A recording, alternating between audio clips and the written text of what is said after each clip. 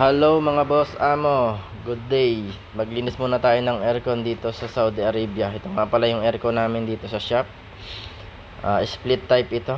Ito yung bago kong shop. Tingnan nyo naman kung gaano siya kadumi, oh. Grabe ah.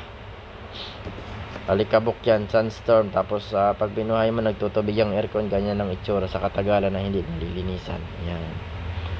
So tara, start tayo maglinis ng aircon. Yan, minisprayan ko lang nga pala dito ng pressure washer. Meron ako dito para malinis yung mga dumi-dumi. Pagkatapos kong bugahan ng konti, binugahan ko naman yung board. Hangin na yung pinambuga ko dyan para hindi na yung mga tumalsik na tubig ma-wipe out.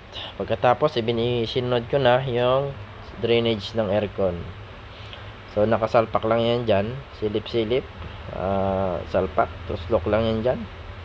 Okay, pagkatapos yung clips ng dynamo ng motor, yan sa swing, naka-clips lang yan dyan sa board. Pagkatapos punas-punas ng konti. Tapos yun, pinaka ko na sa kasama ko yung takip ng aircon para may assemble na natin ang lahatan. So, sinuot ko lang dyan yung wire sa butas. Dyan naman yung nakasuot para lumapat yung takip. Ayan. Sunting silip-silip ulit.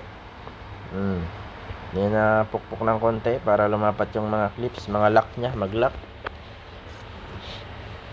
Tapos, yan, itornilyo ko na rin. Tinornilyo na yung para hindi naman magkarog-karog o mahulog pagka tumakbo kapag pinandar. Kunti lang naman ang tornilyo niyan.